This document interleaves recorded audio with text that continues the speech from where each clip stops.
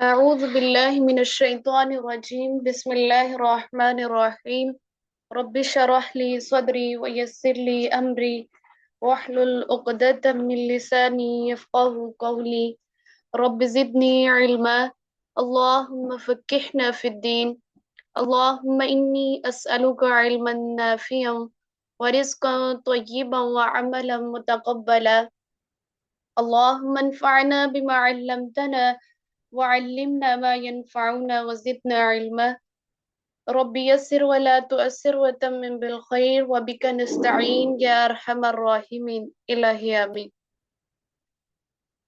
آج ہماری ترجمۃ القرآن کی سورۃ الفاتحہ جو ہے وہ الحمدللہ مکمل ہو چکی تھی، اور سورۃ البقرہ کا آج آغاز کریں گے۔ سورۃ البقرہ جو تھی، بقرہ جو ہے یہ مدنی سورت ہے، اور اس کی جو ہے وہ 286 جو ہے وہ آیات ہیں، اور یہ مدنی صورت ہے، اور اس کے رکوع جو ہے وہ 40 ہے۔ بسم اللہ الرحمن الرحیم۔ سورۃ البقرہ کی فضیلت کے بارے میں آتا ہے کہ سورۃ البقرہ کے بارے میں رسول صلی اللہ علیہ وسلم کا فرمان ہے کہ جس گھر میں سورۃ البقرہ پڑھی جائے شیطان اس گھر سے نکل جاتا ہے۔ ٹھیک ہے، تو اس لیے ہمیں چاہیے کہ ہم جو ہے وہ اپنے گھروں کو شیطان کے گھر نہ بنائیں، بلکہ اپنے گھروں کے اندر مہینے میں ایک دفعہ اگر ڈیلی آپ خود پڑھ سکتے ہیں تو ڈیلی سورۃ البقرہ کی تلاوت کی جائے، کیوں کہ اللہ کے نبی کا فرمان ہے کہ شیطان اس گھر سے نکل جاتا ہے۔ تو اس کا مطلب ہے جس گھر میں سورۃ البقرہ نہیں پڑھی جاتی تو شیطان اس گھر میں موجود رہتا ہے، تو پھر شیطان کا کام کیا ہوتا ہے؟ پھر وہ لڑائی جھگڑے کرواتا ہے، پھر وہ جادو اور فساد فتنے گھروں میں پیدا کرتا ہے۔ تو اس لیے ہمیں چاہیے کہ بجائے اس کے کہ ہم یہ عاملوں وغیرہ کے پاس جائیں اور ان سے دم وغیرہ کروائیں، ہمیں چاہیے کہ ہم سورۃ البقرہ پڑھیں اپنے گھروں کے اندر، یا اس کی ریکارڈنگ لگا دیں یا آپ خود تلاوت کریں۔ یہ تھوڑی سی لینتھی ہے لیکن اس کی تلاوت کرنی چاہیے۔ آپ صلی اللہ علیہ وسلم نے اس کے بارے میں، اس کی فضیلت کے بارے میں اور فرمایا تھا کہ یہ جو ہے الزہراوین ہے، یعنی یہ دو جگمگانے والی صورتیں، یعنی سورۃ البقرہ اور سورۃ آل عمران جو ہے یہ پڑھا کرو۔ آپ صلی اللہ علیہ وسلم نے کیا فرمایا؟ دو جگمگانے صورتیں سورۃ البقرہ اور سورۃ آل عمران پڑھا کرو۔ کیوں پڑھا کرو؟ قیامت کے دن وہ اس حال میں آئیں گی کہ جیسے دو بادل یا دو سائبان یا پھر دو پرندوں کے جھنڈ ہوتے ہیں۔ یہ دو صورتیں اس کیفیت میں آئیں گی، اور کیا کریں گی؟ اور وہ اپنے پڑھنے والوں کی طرف سے مغفرت کے لیے جھگڑا کریں گی۔ تو لہٰذا سورۃ البقرہ پڑھا کرو۔ اللہ کے نبی نے فرمایا تھا کہ سورۃ البقرہ کو پڑھنا باعث برکت ہے، اور اس کو چھوڑ دینا باعث حسرت ہے، یعنی افسوس کا باعث ہے۔ جس گھر میں سورۃ البقرہ پڑھی جاتی ہے اس گھر میں برکتیں بھی آتی ہیں، اللہ کی رحمتیں بھی آتی ہیں، اور باطل قوتیں یعنی جادو وغیرہ جو ہے وہ اس کے مقابل نہیں جو ہے وہ کچھ بھی کر سکتا جس گھر میں سورۃ البقرہ پڑھی جاتی ہے۔ ٹھیک ہے، تو اس کی فضیلت آپ کے سامنے واضح ہو گئی۔ پہلی فضیلت کیا ہے؟ نبی صلی اللہ علیہ وسلم نے فرمایا سورۃ البقرہ جس گھر میں پڑھی جاتی ہے شیطان اس گھر میں سے نکل جاتا ہے۔ ایک حدیث یہ ہو گئی۔ دوسری حدیث یہ ہے کہ نبی صلی اللہ علیہ وسلم نے فرمایا دو جگمگانے والی صورتیں وہ کون سی ہیں؟ الزہراوین کے اس کے بارے میں آتا ہے۔ آپ اس کو الزہراوین نہ لکھیں، آپ اس کا ترجمہ لکھ لیں کہ دو جگمگانے والی صورتیں۔ ٹھیک ہے، جو جو ہے وہ پڑھنے قیامت کے دن اس حال میں آئیں گی کہ دو پرندوں کے جھنڈ ہوں گے، یا ایک سائبان ہوگا، یا پھر وہ بادل ہوں گے۔ اس صورت میں آئے گی اور اپنے پڑھنے والے کے حق میں اللہ سے جھگڑا کرے گی کہ یہ مجھے پڑھا کرتی تھی فلاں بندی، اللہ آج اس کو جو ہے وہ جہنم کی آگ اس پہ حرام کر دے۔ ٹھیک ہے، تو وہ اس کو جنت میں داخل کروا کے چھوڑے گی۔ تو اور تیسری فضیلت آپ کے سامنے میں نے یہ ذکر کی کہ اللہ کے نبی نے فرمایا کہ سورۃ البقرہ کو پڑھنا باعث برکت ہے اور اس کو چھوڑ دینا باعث حسرت ہے، اور باطل قوتیں جو ہے اس سورت کا مقابلہ نہیں کر سکتی۔ وہ بے شک باطل قوت جتنی بھی جو ہے وہ طاقتور کیوں نہ ہو، اللہ کے قرآن سے طاقتور کوئی چیز نہیں ہو سکتی۔ بے شک وہ جس نے جتنا مرضی طاقتور جادو کیا ہو، جو ہے وہ یہ جادو ٹونے کیے ہوں، لیکن قرآن ایک ایسی طاقت ہے جو ان جادوگر اور ان شیطانی چیزوں کو توڑنے کے لیے آئی ہے۔ تو قرآن سے طاقتور کوئی بھی چیز نہیں ہو سکتی۔ تو یہ تھی اس کی فضیلت کہ ہمیں اس سورت کو پڑھنا چاہیے، اور یہ مدنی سورت ہے، سب سے پہلی سورت ہے، اور اس کی جو ہے وہ مکہ کے اندر جو تھی 86 جو ہے آیات مکہ کے اندر نازل ہوئی تھی، اور جو ہے اس کا جو ہے وہ جو بیشتر حصہ ہے یعنی ابتدائی جو حصہ ہے وہ مدنی دور میں نازل ہوا تھا، اور اس میں سے کچھ آیات جو تھیں وہ بہت دیر بعد نازل ہوئی، یعنی جو ہے وہ آخر پہ جا کے نازل ہوئی تھی، جب اللہ تعالیٰ نے سود کو حرام قرار دے دیا تھا، اس کے بعد کچھ اس کی آیات نازل ہوئی تھی۔ تو یہ مدنی دور میں نازل ہوئی تھی، اور جو ہے اس لیے اس کو مدنی سورت کہا جاتا ہے۔ اس سورت کا آغاز کا جو ہے نا وہ ہوتا ہے الف لام میم کے ساتھ۔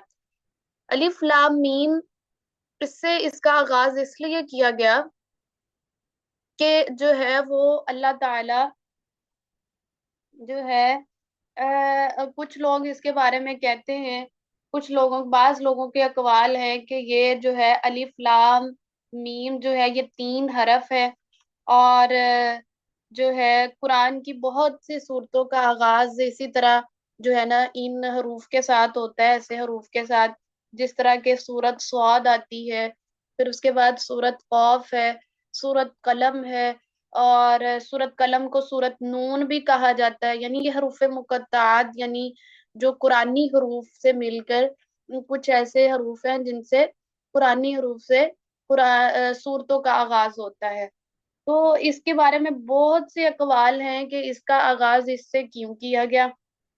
کچھ لوگوں کا قول یہ ہے کہ یہ جو ہے وہ اللہ تعالیٰ کے ناموں کے جو ہے ابتدائی حصے جو ہے اس سے جو ہے یہ لیا گیا ہے، یعنی جو ہے الرحمن جو ہے اس سے بن جاتا ہے الف سے، ٹھیک ہے۔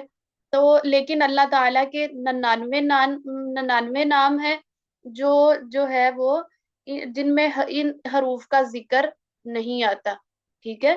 تو جو ہے دوسرا قول کچھ لوگ اس کے بارے میں کہتے ہیں کہ رسول صلی اللہ علیہ وسلم کے جو ہے وہ نام ہے، اور اس یا یہ ایسی بات کرنا بھی درست نہیں ہے کہ رسول صلی اللہ علیہ وسلم جو ہے وہ نام، رسول صلی اللہ علیہ وسلم کا تو اپنا جو ہے وہ نام تھا جو رسول صلی اللہ علیہ وسلم بتا کے گئے کہ رسول صلی اللہ علیہ وسلم کا نام محمد ہے، وہ احمد ہے، وہ حاشر ہے، وہ عاقب ہے، ٹھیک ہے، یہ نبی صلی اللہ علیہ وسلم کے نام تھے۔ تو نبی صلی اللہ علیہ وسلم کا نام بھی نہیں ہے یہ۔ اور پھر اس طرح سے کچھ لوگ کہتے ہیں کہ جو ہے یہ حروف جو ہے یہ قرآن مجید کی کچھ صورتوں کے جو ہے وہ نام ہے۔ تو صورتوں یہ قول جو ہے وہ کسی حد تک درست ہے، یعنی صورتوں کے نام تو ہو سکتے ہیں کہ یعنی جس طرح مثلا سورت صاد ہے، قاف ہے، طٰہٰ ہے، یاسین ہے، اس میں بھی یعنی یہ قرآنی حروف کو ملایا گیا ہے۔ تو سورت قلم کو سورت نون کہا جاتا ہے۔ تو یعنی صورتوں کے ناموں کے طور پر تو یہ یوز ہو سکتا ہے، لیکن کچھ لوگ اس سے یہ بھی مراد لیتے ہیں کہ الف سے مراد اللہ ہے، لام سے مراد جو ہے وہ جبرائیل علیہ السلام ہے، میم سے مراد محمد صلی اللہ علیہ وسلم ہے۔ تو جو ہے یہ ایسی تمام باتیں جو اپنی طرف سے لوگوں نے گڑھ رکھی ہیں، یہ حروف مقطعات پر لاگو نہیں کی جا سکتی، اور ان کا ہم اپنی طرف سے کوئی بھی معائنہ خود سے نہیں کر سکتے۔ اور یہ اللہ تعالیٰ نے راز جو ہے وہ اپنے پاس رکھا ہے، اور اللہ تعالیٰ ہی بہتر جانتے ہیں کہ اس کا کیا معنی ہے۔ امام ابن تیمیہ کا اس کے بارے میں قول ہے، وہ کہتے ہیں کہ ان حروف کو، یعنی یہ جو الف لام میم، یہ جو تین حروف ہیں، ان کو صورتوں کے شروع میں لانے کا مقصد یہ ہے کہ عربوں کو حیران اور عاجز کیا جائے، ٹھیک ہے، عربوں کو حیران اور عاجز کیا جائے کہ تم قرآن کے مقابلے میں کچھ بھی نہیں لا سکتے۔ یعنی قرآن، ان کو کہا گیا تھا نا عربوں کو کہ آپ فَلْيَأْتُوا بِحَدِيثٍ مِثْلِهِ إِن كَانُوا صَادِقِينَ، کہ ان سے کہا گیا تھا فَلْيَأْتُوا، لے آؤ، بِحَدِيثٍ، کوئی ایک بات، مِثْلِهِ، اس قرآن جیسی، ان کانوا صادقین، اگر تم واقعی ہی سچے ہو تو اس قرآن جیسی کوئی ایک آیت ہی لا کر دکھا دو، ہم تمہاری بات پر یقین کر لیں گے کہ تم بھی قرآن جیسی کتاب لے کر آ گئے۔ اور یہ بات اس لیے ان سے کہی گئی تھی کیونکہ وہ قرآن کو مانتے نہیں تھے، قرآن پر ایمان نہیں لاتے تھے، اور وہ یہ سمجھتے تھے کہ یہ اللہ کی طرف سے نازل شدہ نہیں ہے، بلکہ جو ہے یہ کتاب جو ہے اللہ کی طرف سے نہیں ہے، منظم من اللہ نہیں ہے، یہ نبی کے دل پر اترنے والی کتاب جو ہے وہ یہ نبی جو ہے وہ اپنی طرف سے تحریف کر لایا ہے، یعنی اپنی طرف سے گھڑ کر لے آیا ہے۔ تو ان کو کہا گیا تھا کہ تم، اگر نبی اپنی طرف سے یہ لے کر آیا ہے قرآن، اپنی طرف سے گھڑ کر لے آیا ہے، تو یا اگر اس کو کوئی شخص آ کے سکھا گیا ہے تو تم بھی اس جیسا کوئی قرآن لا کر یا اس جیسی آیت لا کر پیش کر دو تو ہم بھی تمہاری بات کو مان لیں گے۔ کسی انسان کا کلام ہے یا کسی شخص کا بنایا ہوا کلام ہے، تو اللہ نے ان تین حروف کو قرآن میں شروع میں اس لیے لائے ہیں، امام ابن تیمیہ نے فرمایا کہ عربوں کو حیران اور عاجز کرنا تھا اللہ نے کہ تم قرآن کے مقابلے میں کچھ بھی نہیں پیش کر سکتے، ٹھیک ہے۔ تو یہ سننے والے کی توجہ اللہ تعالیٰ قرآن کی طرف مبذول کروانا چاہتے ہیں، اور سننے والے کو الرٹ ہو جاتا ہے سننے والا کہ الف لام میم، ٹھیک ہے نا، الف لام میم، ایک سننے والا الرٹ اس کو الرٹ کیا جا رہا ہے کہ جب یہ وہ حروف سنتا ہے تو وہ الرٹ ہو جاتا ہے کہ اس جیسا کلام کوئی لا نہیں سکتا۔ تو یہ حروف مقطعات تھے، ان کو حروف مقطعات بولا جاتا ہے۔ اللہ کے نبی نے فرمایا تھا کہ تم یہ نہ سمجھو کہ الف ایک حرف ہے، جو ہے الف لام میم ایک حرف ہے، بلکہ الف ایک حرف ہے اور لام ایک دوسرا حرف ہے اور میم تیسرا حرف ہے۔ الف پر 10 نیکیاں، لام پر جو ہے وہ اور 10 نیکیاں ملتی ہیں، اور پھر میم پر 10 نیکیاں، تو اس طرح سے کتنی نیکیاں ہوئی؟ 30 نیکیاں۔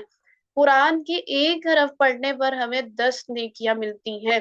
تو اس سے آپ اندازہ لگائیں، دنیا کی آپ جتنی مرضی کتابیں پڑھ لیں اس پر اللہ نے اتنا اجر نہیں رکھا جتنا اللہ نے قرآن کی ایک حرف پڑھنے پر اللہ نے اتنی نیکیاں ہمیں دینی ہیں۔ تو یہ قرآن کا اعزاز ہے، قرآن کا ایک معجزہ ہے کہ اس جیسا قرآن کوئی نہ لا سکا ہے، نہ اب تک کوئی لا کر پیش کر سکے گا، ٹھیک ہے۔ تو الف لام میم یہ حروف مقطعات ہے، یہ کٹے ہوئے حروف ہے، یعنی الف ایک حرف ہے، لام علیحدہ حرف ہے، میم علیحدہ حرف ہے، اس کا مطلب اور صرف اللہ رب العزت ہی جانتے ہیں، ہم اپنی طرف سے اس کا کوئی بھی معنی نہیں کر سکتے۔ اور یہ صرف اللہ تعالیٰ نے اس لیے یہاں پر لائے ہیں کہ جو ہے وہ لوگوں کی توجہ اپنی طرف جو ہے وہ لوگوں کو الرٹ کیا جائے، لوگوں کی اٹریکشن جو ہے وہ زیادہ ڈیولپ ہو سکے، تو اس لیے یہ انداز جو ہے سورۃ البقرہ کے شروع پہ رکھا گیا۔ اس کے بعد اللہ تعالیٰ کہتے ہیں ذالک الکتاب، ذالک، ذا، ذا جو ہے نا یہ اسم اشارہ ہے، اور جو ہے لی، اس کے معنی ہے دور کے لیے، ٹھیک ہے، اور کا، کا معنی ہے مخاطب کے لیے، یعنی آپ، کا مطلب مخاطب یعنی آپ کے معنی میں، زا کا مطلب ہے دور کی چیز، اسم اشارہ، لی جو ہے یہ اسم اشارہ یعنی کسی چیز کی طرف اشارہ کرنا ہے، تو ذالکا کا مطلب کیا ہوا؟ لذالکا کا لفظی معنی ہے، یعنی یہ عربی زبان کا اسلوب ہے کہ کسی چیز کی بلندی یا عظمت کو اظہار کرنے کے لیے تو نہیں کہا جاتا، بلکہ یہاں پر یہ نہیں بلکہ وہ کہتے ہیں، ٹھیک ہے؟ ذالک الکتاب، یہ وہ کتاب ہے، ٹھیک ہے؟ یہاں پر ہم نے کیا لگایا؟ وہ کتاب۔ تو ہم کہتے ہیں نا، جیسے ہم کسی کو کہنا ہو تو تم نہیں کسی کو کہتے، بلکہ کیا کہتے ہیں؟ آپ کہتے ہیں۔ تو اسی طرح قرآن کی عظمت اور بلندی کو ظاہر کرنے کے لیے یہ نہیں بلکہ کیا یوز کیا گیا؟ ذالک الکتاب، یہ وہ کتاب ہے، یعنی یہ ذالکا کا لفظ جو ہے یہ کیا ہے؟ اسم اشارہ بعید، یعنی دور کی چیز کو جو ہے وہ اشارہ کرنے کے لیے کیا یوز ہوتا ہے؟ اسم اشارہ بعید، بعید کہتے ہیں دور کی چیز کو، یعنی یہ وہ کتاب ہے۔ الکتاب، کتاب جو ہے وہ یہاں پر کتاب جو ہے وہ ایک عام کتاب ہوتی ہے، لیکن یہاں پر اللہ نے یوز کیا الکتاب کا ورڈ، یہ خاص کتاب ہے، ٹھیک ہے نا؟ تو جو ہے یہ وہ کتاب ہے کہ جو لوح محفوظ میں ہے، ٹھیک ہے؟ یہ وہ کتاب ہے، اللہ تعالیٰ قرآن میں فرماتے ہیں بل ہوا قرآن مجید، کہ یہ قرآن ایک ایسی کتاب ہے جو لوح محفوظ میں ہے، اور اوریجنل کاپی اس قرآن کی جو ہے وہ لوح محفوظ میں ہے، اور سیکنڈ اس کی قرآن کی کاپی جو ہے وہ فرشتوں کے پاس ہے۔ اللہ تعالیٰ سورت عبس کی آیت نمبر 13 سے 16 میں ارشاد فرماتے ہیں مرفوعات مطہرہ بأیدی سفرہ کرام بررہ، یعنی بأیدی سفرہ، نیک معزز فرشتوں کے ہاتھوں میں ہے یہ صحیفے، کرام بررہ، جو معزز ہیں، بررۃ نیک ہے، ٹھیک ہے؟ تو ان کے ہاتھوں میں یہ صحیفے ہیں، اور تھرڈ کاپی جو ہے قرآن کی کیا کہاں پر ہے؟ وہ ہمارے پاس موجود ہے قرآن کی شکل میں۔ تو اللہ تعالیٰ کہہ رہے ہیں کہ یہ قرآن منظم من اللہ کتاب ہے، اس کے نبی کے دل پر اترنے اور نبی کے اس پیغام کو لوگوں تک پہنچا دینے میں کسی قسم کا کوئی شک و شبہ نہیں ہونا چاہیے۔ یہ تمام امور جو ہیں یہ اللہ کی طرف سے ہے، ٹھیک ہے؟ تو الکتاب وہ خاص کتاب، کتاب کہتے ہیں لکھی ہوئی چیز کو، کتاب کا ابس کی آیت نمبر ہے 13 سے 16۔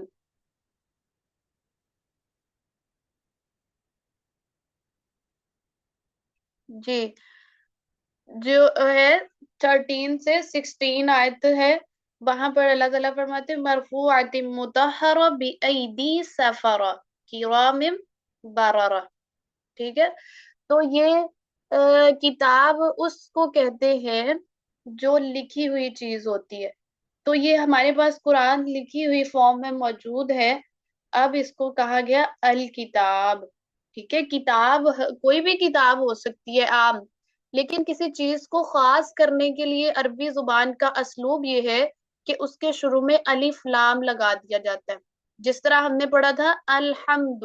اب حمد جو ہوتی ہے وہ عام تعریف ہوتی ہے، لیکن اب الف لام جب اس کے شروع پہ لگ گیا تو خاص تعریف، یعنی خاص تعریف اسم معرفہ بن گیا نا، تو اسم نکرہ نہیں رہا، تو اسی لیے یہاں پر بھی الکتاب ہے، بلکہ کتاب نہیں بلکہ الکتاب، یعنی خاص کتاب، دنیا کی کتابیں جو ہے وہ مراد نہیں، بلکہ قرآن جو خاص کتاب ہے جو نبی کے دل پر اتری۔ لا کا مطلب ہے نہیں، ریبا کوئی شک، فی ہی اس میں، یعنی یہ قرآن ایک ایسی کتاب ہے جس کے اندر کوئی شک و شبہ کی بات نہیں ہے، اور جو ہے یہ جو ہے ریب جو ہے نا، ریب کا لفظ یہ ایسے شک کو کہتے ہیں جس میں بے چینی ہو، ٹھیک ہے نا؟ بے چینی کا عنصر شامل ہو، اس کو کہتے ہیں رائب، یعنی کوئی شک والی بات نہیں ہے۔ کفار مکہ جو ہے وہ قرآن کے نزول پر دو طرح کے اعتراض کیا کرتے تھے، یعنی کفار جو تھے، مکہ کے کفار جو تھے، وہ کیا کہتے تھے، قرآن کے نزول پر اعتراض کرتے تھے کہ یہ محمد صلی اللہ علیہ وسلم جو ہے خود ہی اس کو جو ہے وہ لکھ کر لے آیا، ٹھیک ہے، اور نعوذ باللہ یہ کلام جو ہے وہ اللہ کی طرف سے نہیں ہے۔ اور دوسرا اعتراض وہ یہ کہتے تھے کہ قرآن جو ہے وہ یہ نبی صلی اللہ علیہ وسلم دوسرے عالموں سے سیکھ کر ہمیں سنا دیتا ہے اور کہتا ہے کہ یہ اللہ کی طرف سے ہے۔ اگر یہ بات اتنی ہی جو ہے وہ اس میں جو ہے وہ بے چین کرنے کا عنصر شامل ہوتا، تو مشکل یہ تھی کہ قرآن جو ہے وہ جو دعوت پیش کر رہا تھا اس میں سب سے زیادہ زور ہی جو ہے وہ اللہ تعالیٰ نے عقیدہ آخرت پر اور آخرت کی بات پر دیا گیا اس قرآن کے اندر۔ تو انہیں اضطراب اور بے چینی اس بات کی تھی کہ ہمیں آخرت کے دن جو ہے وہ جواب دہ ہونا پڑے گا اللہ تعالیٰ کو، کیونکہ اس قرآن کے اندر زیادہ سے جو بات ہے وہ آخرت کے متعلق کی گئی ہے کہ آخرت میں تم سے باس پرس ہوگی، تم سے پوچھا جائے گا موت کے بعد۔ تو ان کو بے چینی اس بات کی نہیں تھی کہ یہ قرآن جو ہے یہ خود سے گھڑ کے لے آئے، بلکہ ان کو بے چینی اس بات کی تھی کہ یہ قرآن اگر سچی کتاب ہوئی تو ہماری خیر نہیں ہے پھر، کیونکہ ہمیں جواب دہ ہونا پڑنا ہے، ہمیں جو ہے وہ تسلیم کرنا پڑے گا، ہمیں اس پر ایمان لانا پڑے گا۔ تو اس وجہ سے وہ اس قرآن میں شک کرتے تھے، ٹھیک ہے۔ تو اللہ تعالیٰ کہتے ہیں کہ جب تم قرآن پڑھنے لگے ہو نا، تو یہ بات تم نے جو ہے وہ اپنے دل میں بٹھا لینی ہے کہ اس قرآن کے اندر کوئی شک نہیں ہے، کوئی ڈاؤٹ فل کی جو ہے وہ بات نہیں آگے آئے گی۔ یہ قرآن پورا کا پورا شک سے پاک ہے، اس کے اندر نہ زبر زیر پیش کی کوئی کمی بیشی ہو سکتی ہے۔ دنیا کی کتابوں میں شک ہو سکتا ہے، لیکن یہ قرآن ایک ایسی کتاب ہے جس میں کوئی شک کی بات نہیں ہے، کوئی ڈاؤٹ فل بات نہیں ہوگی۔ اور تم یہ نہیں کہہ سکتے کہ یہ پتہ نہیں بات یہ سچی بیان کی جا رہی ہے یا غلط بیان کی جا رہی ہے۔ فی ہی، فی کہتے ہیں، یہ بھی اس میں جارا کے لیے یوز ہوتا ہے، اس کو کہتے ہیں فی میں، یہ فی میں کے معنی میں یوز ہوتا ہے۔ اور جو ہے ہی، اس میں، ٹھیک ہے، ہی جو ہے یہ ضمیر ہے، یعنی اس میں، فی ہی اس میں، یعنی یہ قرآن کی طرف اشارہ کیا جا رہا ہے، اس قرآن میں کوئی شک نہیں۔ ہدی للمتقین، اور یہ قرآن کس لیے آیا ہے؟ ہدایت کے لیے۔ اور ہدایت کن کو ملتی ہے؟ للمتقین، تقوی والوں کو ملتی ہے، متقی لوگوں کو ملتی ہے۔ تقوی جو ہے نا، اس کا معنی ہوتا ہے کہ تقوی ہوتا کیا ہے، یہ تقوی نکلا متقین جو ہے یہ جمع ہے نا، اور یہ اس کا واحد ہوتا ہے متقی، ٹھیک ہے۔ متقی جو ہے اس کا لفظ جو ہوتے ہیں معنی یہ ہوتے ہیں پرہیزگاری، پرہیز کرنا، مطلب کسی چیز سے پرہیز کرنا وہ کہلاتا ہے۔ تو تقوی کا معنی کیا ہوا؟ بچنا، ڈرنا، یعنی اللہ سے ڈرنا، ٹھیک ہے، ہر اس چیز سے بچنا جو گناہ کی طرف لے جائے انسان کو۔ تقوی کا کیا معنی ہے؟ ہر اس چیز سے ڈرنا جو انسان کو گناہ کی طرف لے کے جاتی ہو، اللہ کے عذاب سے ڈرتے ہوئے گناہوں سے بچنا، یہ کہلاتا ہے تقوی، ٹھیک ہے۔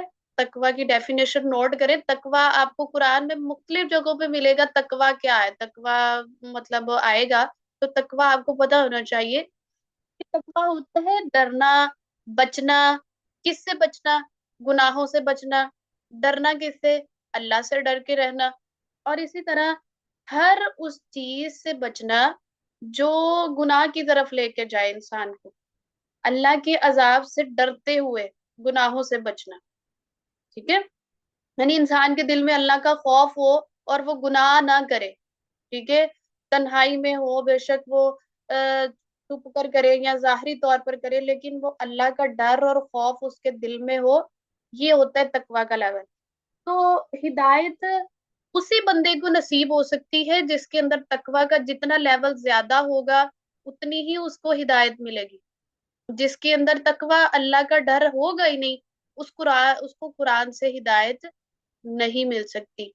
اور جو ہے یہ جو ہے تقوی، آپ مطلب سمجھ لیں کہ تقوی کا لیول جتنا ہائی ہے اتنی ہی ہدایت بھی اس بندے کو قرآن سے اتنی ملتی چلی جائے گی۔ جس کا تقوی کا لیول ذرا لو ہوگا تو اتنی ہی ہدایت بھی بندے کو کم ملے گی۔ آپ اکثر کہتے ہیں نا، تو یعنی آپ یہی بات نوٹ کر لیں کہ جتنا تقوی زیادہ ہوگا اتنی ہی ہدایت زیادہ ہوگی، اور جتنا تقوی کا لیول کم ہے اتنی ہی جو ہے وہ، جتنا تقوی کم ہوگا اتنی ہدایت بھی کم ملے گی اس بندے کو۔ اب اکثر کہتے ہیں آپ نا کہ قرآن پڑھنے کا کوئی فائدہ نہیں ہے، قرآن پڑھنے والے جو ہے وہ ان کے اندر کوئی عمل نہیں ہوتا، وہ تو ایسے ہوتے ہیں۔ تو اس میں قرآن کا تو کوئی قصور نہیں ہے نا، اصل بات ہے کہ ان کے اندر تقوی کا لیول نہیں آیا۔ قرآن تو انہوں نے پڑھ لیا، علم تو انہوں نے حاصل کر لیا، لیکن تقوی کا لیول اس پر نہیں تھا۔ تو تقوی جتنا زیادہ ہوگا یہ قرآن اتنا ہی اس کو فائدہ دے گا۔ جتنا تقوی کا لیول کم ہوگا یہ قرآن جو ہے وہ پڑھنے کے بعد بھی آپ ایسے کے ایسے ہی رہیں گے۔ جب تک آپ اللہ سے ڈریں گے نہیں، اللہ کے عذابوں سے نہیں ڈریں گے، آپ کے اندر پرہیزگاری نہیں آئے گی، تو قرآن پڑھنے کا کوئی فائدہ نہیں ہے۔ اس میں قرآن کا کوئی قصور نہیں ہے۔ ہم قرآن کو نہیں کہہ سکتے کہ قرآن پڑھنے والے ایسے ہوتے ہیں اور قرآن پڑھنے والے ایسے ہوتے ہیں۔ تو قرآن کا قصور نہیں ہے، قصور کس کا ہے؟ ہمارا ہے۔ ہم نے نہیں اپنے آپ کو بدلا، ہم نے نہیں اللہ کا ڈر اپنے اندر پیدا کیا۔ آپ اس کی مثال اسی طرح سمجھیں کہ جیسے جو ہے وہ ایک زمین ہوتی ہے، اور اچھی زمین ہوتی ہے تو اس سے کیا ہوتا ہے؟ اچھا پھل نکلتا ہے۔ اور اسی طرح جب جو ہے وہ ایک زمین اچھی نہیں ہوگی تو اس میں سے پھل بھی اچھا نہیں نکلے گا۔ تو اسی طرح جو ہے وہ تقوی کا لیول بھی قرآن جو ہے وہ اسی بندے کو فائدہ دیتا ہے جس کے اندر تقوی کا لیول زیادہ ہوتا ہے۔ جس کو تقوی نہیں، جس کے اندر، اس کو ہدایت نہیں مل سکتی۔ تو یہ قرآن کس لیے آیا ہے؟ اللہ تعالیٰ کہتے ہیں یہ قرآن شک سے پاک کتاب ہے۔ یہ تم نے پڑھتے ہوئے اس ڈاؤٹ فل میں نہیں رہنا کہ پتہ نہیں یہ قرآن صحیح بھی ہے یا نہیں۔ دنیا کی کتابیں جو ہوتی ہیں نا وہ حتمی نہیں ہوتی، ان میں کوئی تبدیلی کر دی جاتی ہے، بعض اوقات ایڈیشن چینج کر دیے جاتے ہیں۔ لیکن قرآن کا کوئی ایسا نہیں ہے کہ ہر سال اس کا ایڈیشن چینج ہوا ہو، اللہ نے کہا ہو یہ اب ایڈیشن یہ والا آیا ہے، اس قرآن کو پڑھنا ہے۔ ٹھیک ہے؟ تو تقوی کے، جی بالکل، تقوی کے حصول کے لیے دعا بھی ہے۔ دعا جو ہے یہ جو ہے وہ ہمیں، فی کا مطلب ہے میں، فی کا مطلب ہے میں، ٹھیک ہے؟ فی کا مطلب ہوتا ہے میں، اور جو ہے تقوی کے حصول کے لیے ہمیں دعا کرنی چاہیے، کیونکہ جب تک آپ تقوی مانگتے رہے، تقوی جو ہے وہ تب آتا ہے جب اس کے لیے کوشش کی جاتی ہے، محنت کی جاتی ہے، دعا مانگی جائے اللہ سے۔ تو تقوی کے لیے آپ نے دعا مانگنی ہے۔ اللہ کے نبی مانگا کرتے تھے اللہم آتی نفسی تقواہا وزکیہا انت خیر من زکاہا۔ یہ میں آپ کو نا گروپ میں لکھ کر بھیجوں گی، تو آپ نے اپنے نوٹس کے اندر اس دعا کو لکھ لینا ہے اور اس دعا کو اپنے اندر شامل کرنا ہے، کیونکہ تقوی کی بات قرآن کے اندر بہت زیادہ یوز ہوگی۔ تو اللہ تعالیٰ ہدایت اس بندے کو دیتا ہے جس کے اندر تقوی کی صفت ہو۔ اور یہ کتاب جو ہے وہ صرف جو ہے وہ ریڈنگ بک نہیں ہے۔ قرآن کے شروع میں ہی اللہ تعالیٰ نے بتا دیا کہ یہ قرآن ہدایت کے لیے آیا ہے۔ قرآن ہم نے یہ صرف سمجھ رکھا ہے کہ قرآن جو ہے وہ ہم اس کو صبح شام، صبح کے وقت فجر کے بعد صرف قرآن کو پڑھ لیں اور اس سے کوئی ہدایت نہ حاصل کریں، بس جو ہے وہ ہم اس کا فہم بھی نہ حاصل کریں اور اس کو سمجھے نہیں، تو بس حق ادا ہو گیا قرآن کا۔ قرآن اللہ تعالیٰ کہتے ہیں ہدایت کی کتاب بن کر آئی ہے۔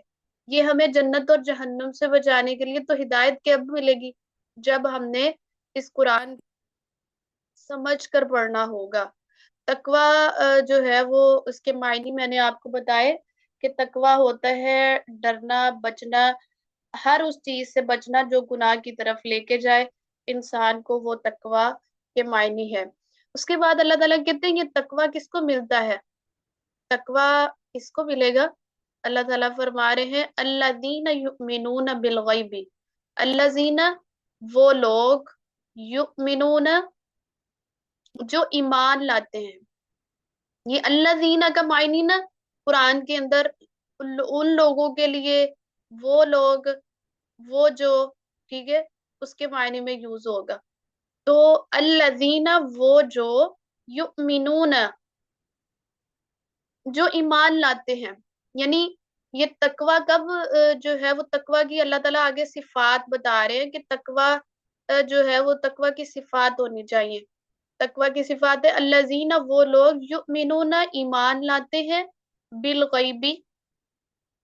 अब ये जो आता है ना जिस हरफ में कुरान के शुरू में या आ जाएगा, या, ठीक है, या आएगा, तो उसका मायने आपने करना है वो। या शुरू में आएगा तो क्या मायने होना है, वो।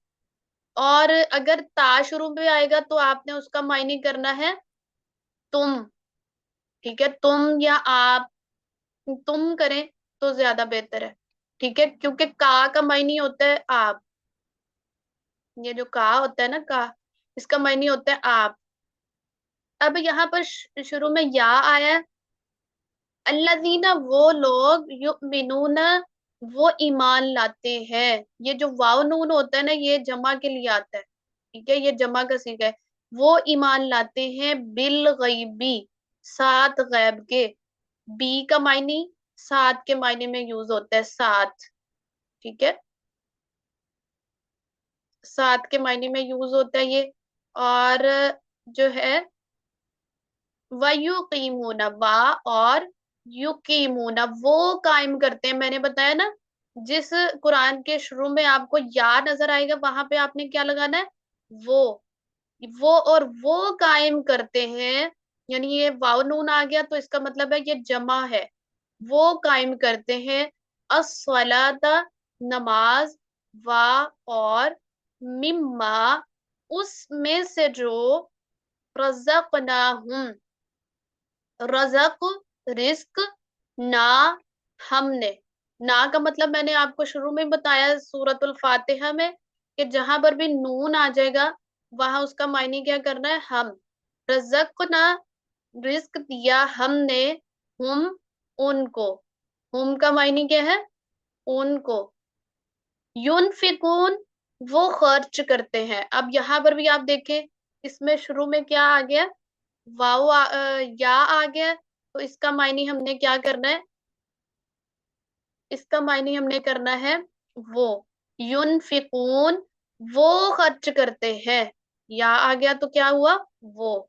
अगर यहाँ पे ता होता शुरू में तो फिर हमने करना था तुम, ठीक है, तुम खर्च करते हो। अब या आ गया तो युनफिकून वो खर्च करते हैं।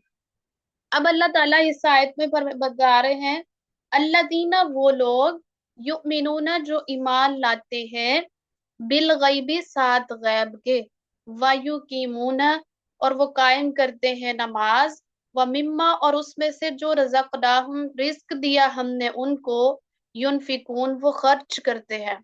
यहाँ पर अल्लाह ताला अब इस मुकाम पर मुत्तकीन के लिए जो है वो अल्लाह ताला कहते हैं कुरान सिर्फ मुत्तकीन के लिए है, हिदायत सब के लिए नहीं हो सकता। मुत्तकियों को ये कुरान फायदा देगा, मुत्तकियों को जो अल्लाह से डरने वाला होगा, जो अल्लाह के खौफ से, अल्लाह के गुनाहों से डर कर जिंदगी बसर करने वाला होगा, ये कुरान उसी को फायदा देता है। और जो है वो अल्लाह ताला ने आगे मुत्तकीन की सिफात बयान कर दी कि मुत्तकी होता कौन है। फर्स्ट ऑफ ऑल उसकी क्वालिटी क्या है, अल्लज़ीन युमिनूना वो ईमान लाते हैं बिल गैबी साथ गैब के, यानी वो गैब की चीजों पर, यानी बिन देखे चीजों पर ईमान लाने वाला होता है। यानी गैब क्या होता है, जो चीज हमें सामने नजर नहीं आ रही ना, उस चीजों पर ईमान रखना।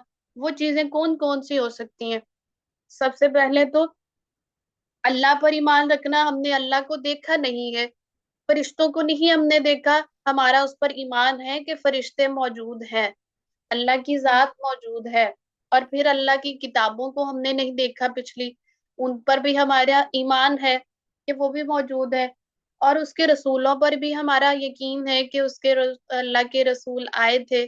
और फिर उसके बाद आखिरत کی زندگی پر بھی ہمارا یقین ہے. مطلب یہ بھی ساری چیزیں کس میں آتی ہیں؟ غیب کے اندر آتی ہیں. غیب ہر وہ چیز، یعنی یہ دیوار سے جو پیچھے مجھے کوئی چیز نظر نہیں آ رہی، مجھے میرا ایمان ہے کہ وہ یہ چیز جو ہے وہ موجود ہے. ٹھیک ہے، جو ہماری آنکھوں سے اوجل ہے، جو حاضر ہے، وہ تو ہمارے سامنے ہے، تو اس پر ایمان لانا وہ کوئی فائدہ نہیں دے گا. اللہ تعالیٰ کہتے ہیں ایمان لے کر آنا ہے تم نے تو غیب کی چیزوں پر ایمان لانا ہے. وہ کیا کیا ہے؟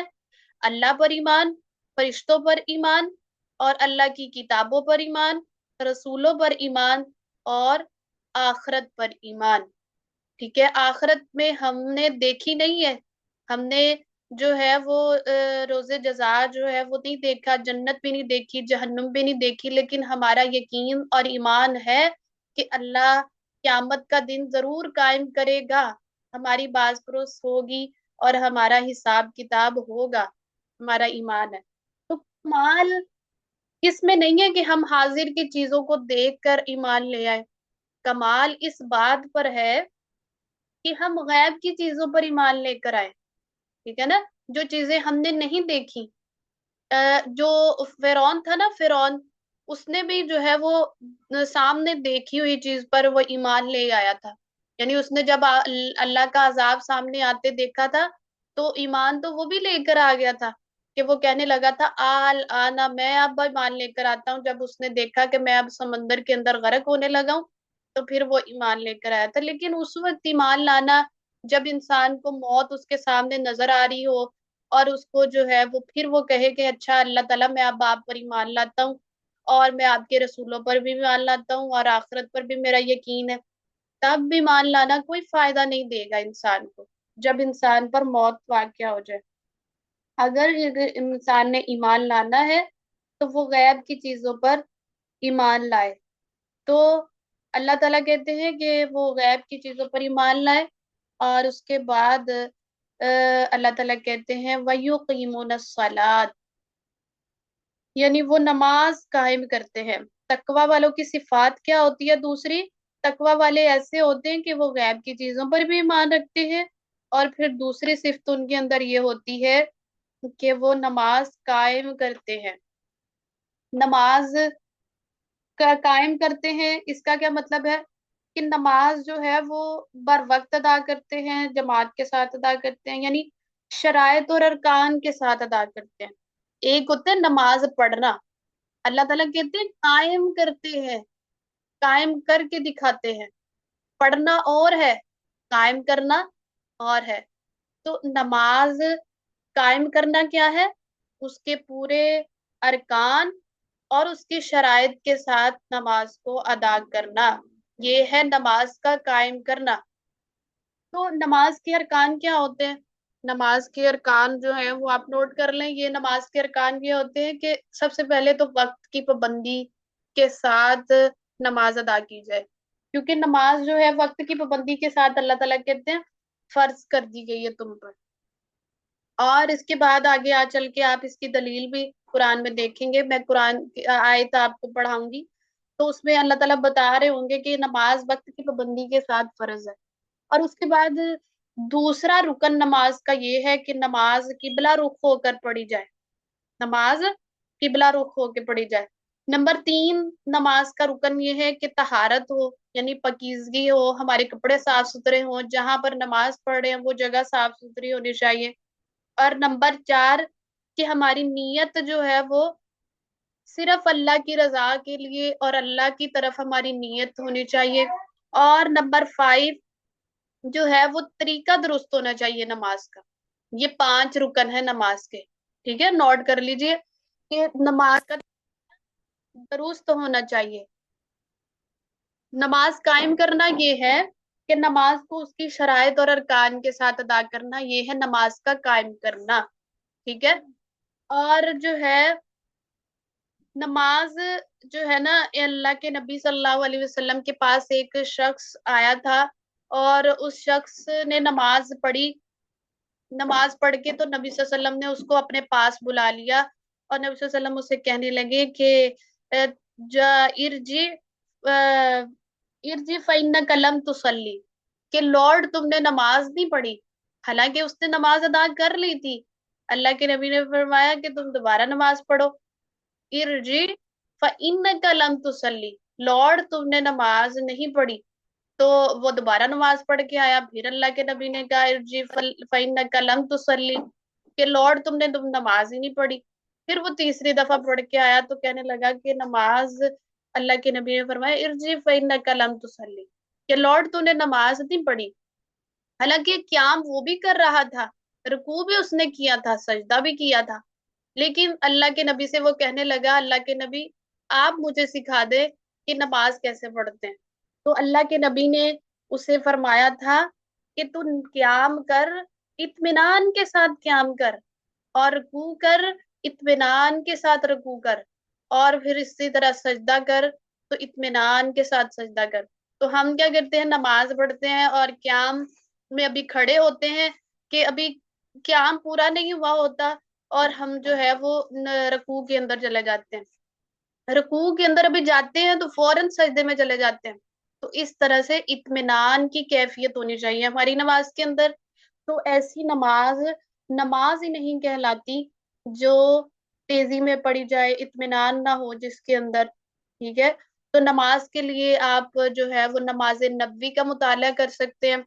تو جو ہے نماز نبوی ایک بک ہے، وہ میں آپ سے شیئر کر دوں گی اگر آپ اپنی نمازوں کی اصلاح کرنا چاہتے ہیں، مزید جو ہے اس نالج کے لیے۔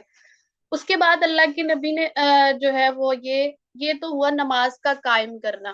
نماز ہم نے کیا کرنی ہے، قائم کرنی ہے، نماز پڑھنی ہی نہیں ہے وقت کی پابندی کے ساتھ، ٹھیک ہے۔ ہم کیا کرتے ہیں، نماز کا ٹائم ہو جاتا ہے اور لیکن جو ہے وہ ہم اور کاموں میں مشغول ہو جاتے ہیں، اچھا میں فلاں کام کر لوں تو نماز پڑھ لوں گی، ایسے کرتے کرتے ہی ہماری جو ہے وہ نماز ضائع کروا دیتا ہے شیطان۔ تو فرسٹ آف آل آپ جیسے ہی اذان ہو تو اپنی نماز ادا کریں۔ والوں کی دوسری صفت یہ ہوتی ہے کہ وہ صرف زبانی طور پر تو کہہ دیتے ہیں کہ ہم ایمان لے کر آئے ہیں غیب کی چیزوں پر، اللہ تعالیٰ کہتے ہیں پریکٹیکل کر کے دکھاؤ، وَيُقِيمُونَ الصَّلَاةَ، کہ تم نماز قائم کر کے دکھاؤ، یہ اللہ نے پریکٹیکل رکھا ہے۔ اور وَمِمَّا رَزَقْنَاهُمْ يُنْفِقُونَ، تیسری کوالٹی تقوی والوں کی یہ ہوتی ہے کہ جو اللہ نے ان کو رزق دے رکھا ہے وہ اس میں سے دوسروں کو خرچ کرتے ہیں۔ وہ خرچ کرنا، رزق سے مراد صرف جو ہے وہ رزق جو ہے جس میں جو ہے رزق سے مراد صرف یہ نہیں ہے کہ مال و دولت ہی نہیں لیا جا سکتا رزق سے مراد، بلکہ ہر وہ نعمت جو جسم یا روح کے اندر جو ہے وہ انسان کی پرورش میں مددگار ہے، ٹھیک ہے۔ اگر اللہ نے کسی کو علم ہنر دیا ہے، یعنی مجھے یا کسی اور کو علم دیا ہے تو وہ دوسروں کو بھی سکھائے، ٹھیک ہے۔ مجھے کوئی اللہ تعالیٰ نے کسی اور چیز کی صلاحیت میرے اندر پیدا کی ہے کہ میں اچھا کسی کو مطلب کپڑے سینا سکھا سکتی ہوں، یا میں کسی کو علم تجوید میں اس کو پڑھا سکتی ہوں، یا میں اس کی قرآن کو بہتر کر سکتی ہوں اور اس کو قرآن کی طرف لانے میں مددگار ثابت ہو سکتی ہوں، تو یہ قابلیت اور یہ صلاحیت جو ہے یہ بھی رزق میں آتا ہے کہ میں اس کو آگے خرچ کروں، ٹھیک ہے، میں ہنر دوسروں کو سکھاؤں۔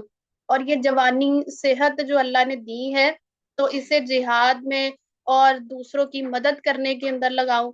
اور اگر اللہ نے مجھے مال و دولت دیا ہے تو اس کو فقراء مساکین پر خرچ کروں، اور جو ہے وہ اس خرچ میں جو ہے وہ کم از کم جو ہے وہ حد جو ہے صدقہ یعنی زکوٰۃ ادا کرنا، اور بلند ترین درجہ جو ہے جو کہ جو کچھ ضرورت سے زائد ہے وہ اللہ کے راستے میں خرچ کیا جائے، ٹھیک ہے۔ تو خرچ کرنے میں تین چیزیں آتی ہیں، ایک زکوٰۃ آتا ہے، ایک جو کہ زکوٰۃ جو ہے وہ بندے پر واجب ہے، ٹھیک ہے، وہ واجب ہے، وہ ادا کرنی ہے ایک انسان نے اگر وہ شرع کی حد تک پہنچ جاتی ہے، ٹھیک ہے۔ دوسری جو ہے وہ رزق خرچ کرنے میں آتا ہے صدقات، اور صدقات جو ہوتے ہیں یعنی صدقہ وغیرہ کرنا یہ مستحب عمل ہے، یعنی انسان روزانہ ڈیلی بیس پر اگر اس کے پاس 5 روپیز بھی ہیں تو وہ صدقہ کر سکتا ہے، اگر اس کے پاس زیادہ ہے 1000 ہے تو وہ 1000 صدقہ کر سکتا ہے۔ تو تو یہ پسندیدہ عمل ہے صدقہ، ٹھیک ہے. اور خرچ کرنے میں تیسری چیز جو آتی ہے وہ نفقات ہے. نفقات کیا ہوتے ہیں؟ یعنی یہ لازمی ہے، نفقات لازمی ہے. زکوٰۃ میں نے آپ کو بتایا یہ واجب ہے، ٹھیک ہے. واجب کا مطلب ہوتا ہے جو فرض ہوگا، اگر نہیں کریں گے تو اس پر گناہ ہے، کیونکہ اللہ کے نبی نے فرمایا نا جو زکوٰۃ نہیں ادا کرے گا اس کا مال قیامت کے دن اس طرح آئے گا کہ وہ اس کو جو ہے وہ ایک سانپ کی شکل اختیار کیا ہوگا اور وہ اس کو ڈسے گا، کیونکہ یہ واجب ہے اور اس پر جہنم کی وعید آئی ہے. یہ فرض ہے، اگر نہیں ادا کریں گے تو اللہ کا عذاب ہے، اللہ کی وعید ہے. اور اس کے بعد صدقہ جو ہے یہ آپ مستحب عمل ہے، پسندیدہ عمل ہے، کر لیں تو بہتر ہے. اگر آپ کے پاس نہیں گنجائش تو آپ نہیں کریں تو بھی ٹھیک ہے، گناہ نہیں ہے اس پر.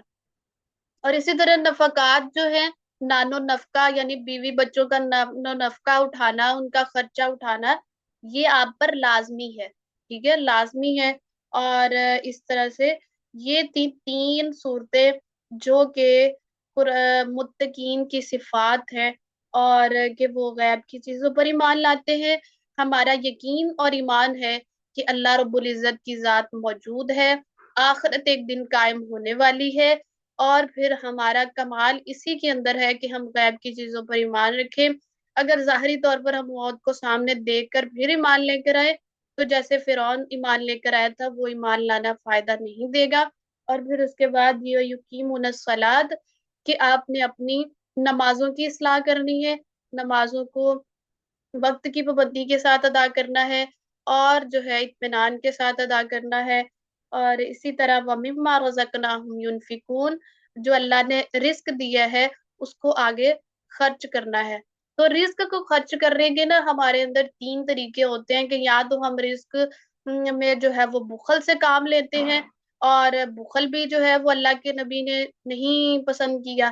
اور اسی طرح یا تو اسراف یعنی بہت زیادہ حد سے بڑھ جاتے ہیں، اور یہ ہمارا اکثر طور پر آپ دیکھیں تو ہماری شادی بیاہ کے موقع پر دیکھا جاتا ہے کیسے اسراف سے کام لیا جاتا ہے. اور اسی طرح پھر تیسری جو ہے وہ رزق خرچ کرنے میں اعتدال سے کام لیا جائے، نہ ہی بخل کیا جائے اور نہ ہی اسراف میں پڑ جائے بندہ کہ حد سے تجاوز کر جائے.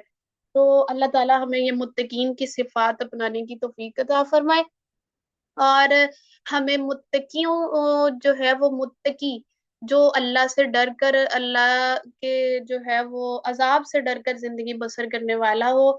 تو ہمیں یہ چیز جو ہے وہ ہمارے اندر تقوی کی صفت پیدا کر دے.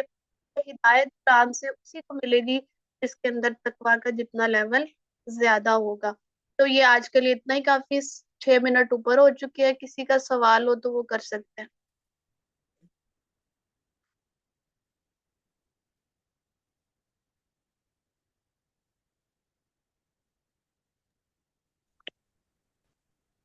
جی کسی کا سوال؟ جی اسما آپ نے اٹینڈنس لے لی ہے ان کی؟ آج اسٹوڈنٹ صرف 15 ہیں، باقی کہاں پہ گئے؟ ہماری کلاس میں 20 سے 21 اسٹوڈنٹ ہیں تو آج باقی کیوں نہیں آئے؟ جی آپ ہی لے لیں. جزاک اللہ. چلے انشاءاللہ یہ کل جو ہے وہ نیکسٹ 3 صورتیں ہم نے آج پڑھی ہیں، کیونکہ آج اس کا جو ہے وہ تھا کچھ سٹارٹ بھی کرنا تھا تمہید تو سورۃ البقرہ کی، تو کچھ لیپ ٹاپ بار بار جو ہے وہ پرابلم کر رہا تھا. تو کل انشاءاللہ ٹائم سے جوائن کریں گے تو پھر نیکسٹ انشاءاللہ پڑھیں گے. تو آپ نے اس میں سے آج کے جو لیسن میں سے ایک بات آپ نے آگے پہنچانی ہے. یہ ہم نے پہلے دن میں بات کی تھی کہ اپنی آگے جو ہے وہ نبی صلی اللہ علیہ وسلم کا فرمان ہے بلغوا عنی ولو آیا، کہ ایک بات بھی آپ سیکھیں تو اس کو آگے پہنچا دینی ہے، وہ بے شک آپ کسی سے بھی شیئر کریں. اور آج کے لیسن سے عملی بات انشاءاللہ کل آپ سے پوچھی جائے گی کیا سیکھا. اور ٹھیک ہے پھر کلاس آف کر لیتے ہیں. سبحانک اللہم وبحمدک نشہد ان لا الہ الا انت نستغفرک ونتوب الیک. الہی آمین. السلام علیکم ورحمۃ اللہ وبرکاتہ.